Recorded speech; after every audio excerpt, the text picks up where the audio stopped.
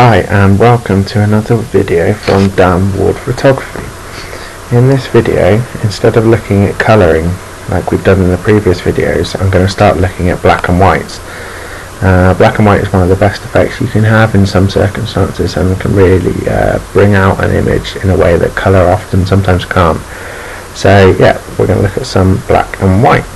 So today we're going to start using two of these images that I've previously taken, both taken by me, both shot in RAW, both shot with my Canon 5D Mark II. I don't know what lens is, but I think this one was taken with my 24-70 and that one's with my 50mm. So we're going to start on this one. Just loading it up. And here we are, here we have our image. So this image here, I mean, yeah, it's a nice image, it's just taken shot normally, exposure's fine, no real punch to the image and no real colour in it either, so we're not missing a lot by turning it into black and white. So first we're going to start with this. It's not annoying me actually. So we'll use the little spot removal tool here, and we'll just get rid of that. Save my OCD, and we'll do the basic sharpening that I do to every image. Yeah, somewhere around there should be good. And with the radius, it doesn't have to be exact. It's kind of what the image looks like, and what looks good with the image. It isn't exact, so that'll be perfect, fine.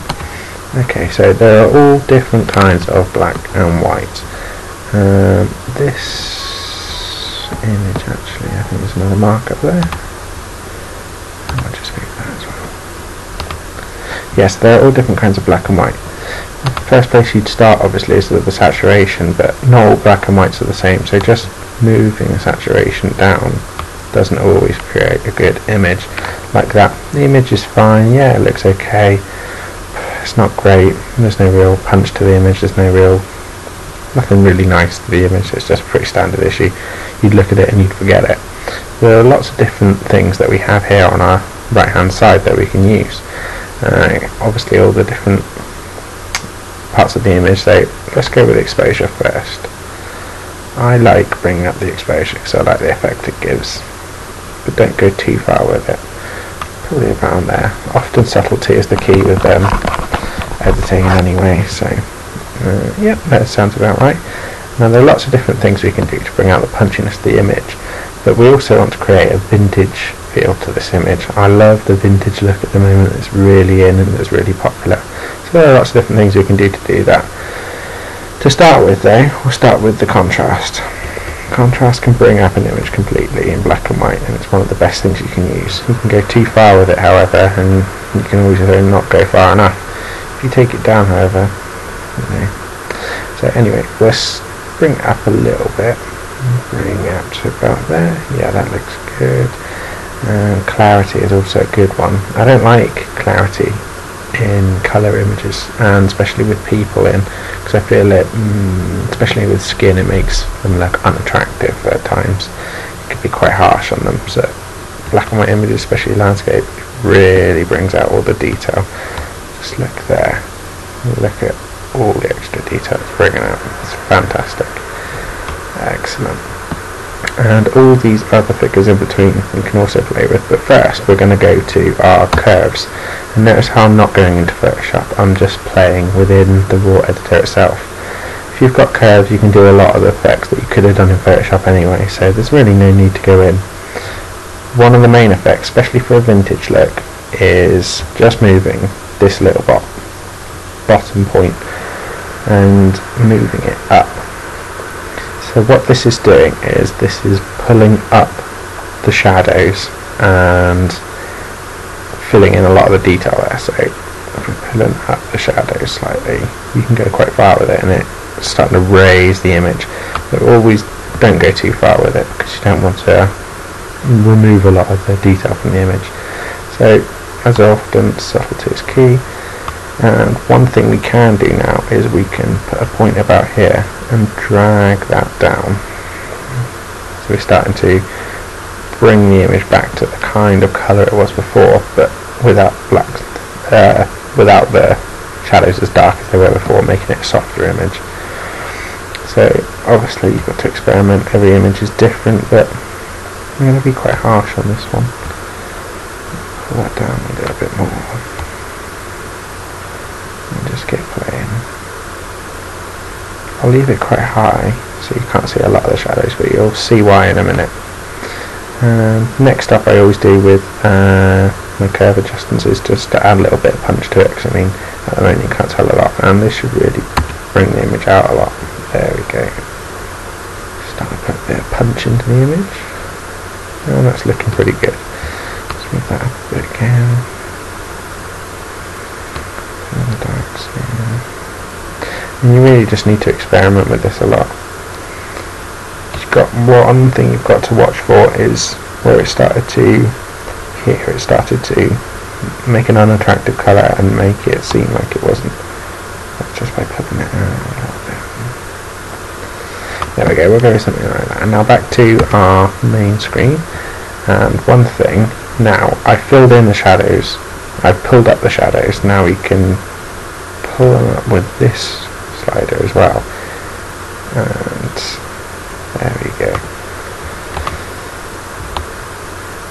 Now we start to fill them in a bit. We've still got that vintage faded look, but it's not quite as harsh as it was before, but it's still there.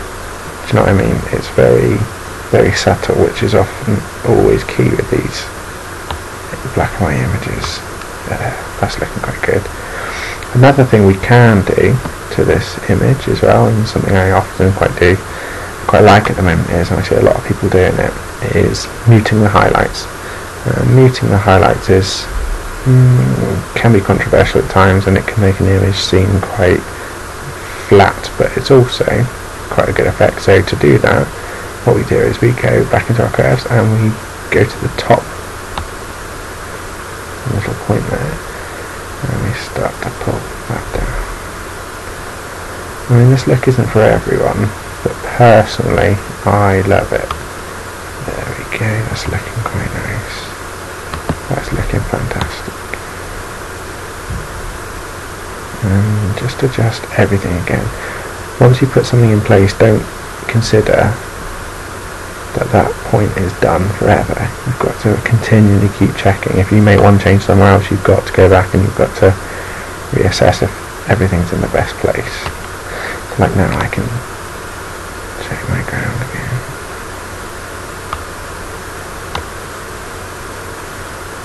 Just keep playing till you get something you quite like. You know, I quite like that. 4. In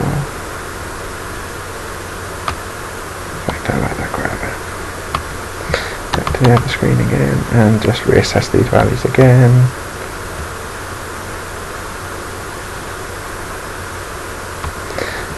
I quite like what we're doing here.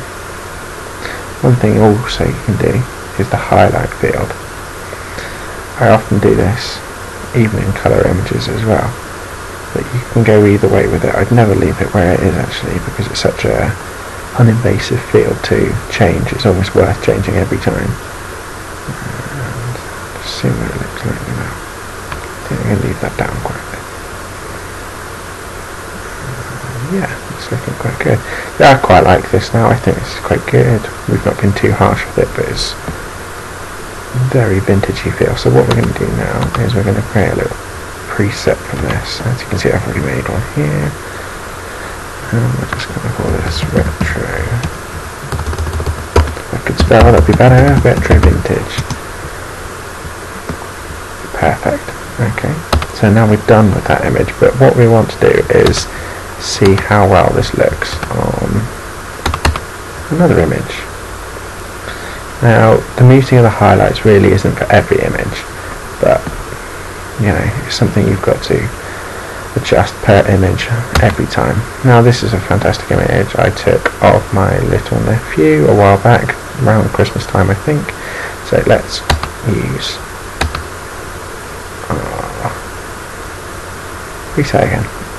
So it's obviously not quite right, but it's looking quite good out of the box actually. So what I'm going to do here is I'm just going to adjust the exposure, which needs to be adjusted on everything.